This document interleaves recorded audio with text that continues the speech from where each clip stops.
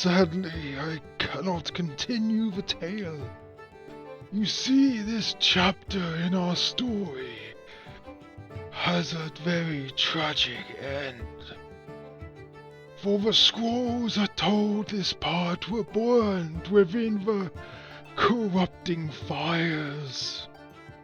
I know it is sad, but... Don't worry, old man. I, the participant in this story, will tell the tale for you, for I remember it all. From the very moment that the heroic Alexander rose up to single-handedly save the city and cure it of all its problems and... Fine. I shall tell the story properly. I guess you deserve as much. Honestly, I prefer my version better. Then, let us begin. Welcome to the Fateweaver's last chapter, the city's red letter day. Though I may have upped his involvement a little, Alexander is the start of this story. The last time we left off, we had Alexander trying to desperately talk down the mages, trying to stop this almost justified act of aggression. Bearing his soul to the mages, he revealed that he himself was once a mage.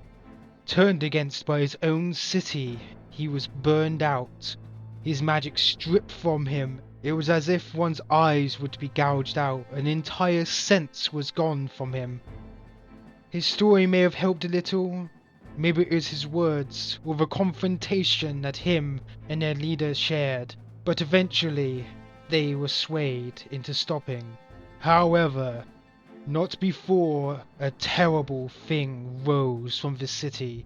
The leader's eyes tracing across to the earthquake's location and uttering the words, "It's too late." And before everyone's eyes, a huge golem ripped itself from the very foundations of the city.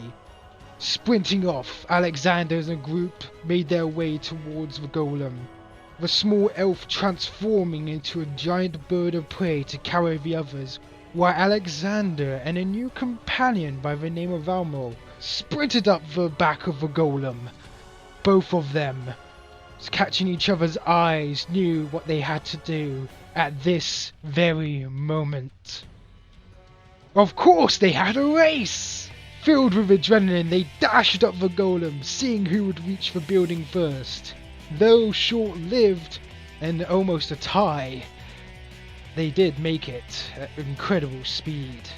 Thanks to Talia and her efforts, everybody was now on the back of the golem. Entering into the building, which was once the mage's hideout, they made their way towards the center, where they found a woman sparking with incredible power.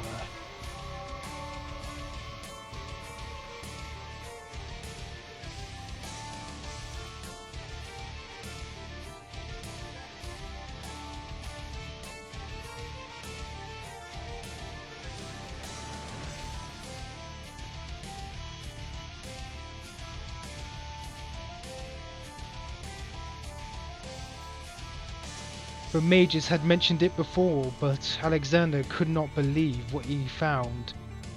It was the Archmage's wife. She was out of control, crazy, but now out of control. It was up to the group to stop her. But they could not get any closer, her power was just too insurmountable. That was when he came. The Archmage burst forth from a portal. He seemed different. The Archmage that Alexander had seen before, complaining about how he would not steal his cat-eared girl research, was no longer there. There was a certain lucidity to him, sobered from madness, covering those attacking in a shield to protect them from the magic power that his wife was emitting. Several strikes later and she collapsed, fainting. But it was not over, for as now the controller was gone, the golem began to crumble, and there was only one way out for the group. The portal that the Archmage came in. Alexander thought for a moment, his mind racing, as he could only think of trying to do something that may risk his life. If he could use that magic shield that he had developed, maybe, just maybe, he could protect everyone. However, thanks to the Archmage's insight, he was called over along with Lipso to stabilize the portal for everybody. There was some argument of who would be left behind, but Alexander convinced the others that he would stay. And though he also suggested the Archmage go as well, he didn't. After all, it is easier to protect the two of them than the entire group. Alexander grabbed a hold of the man's shoulders and concentrated as the entire thing began to fall around them. Will they make it? Well, you'll just have to tune in next time and find out for yourselves.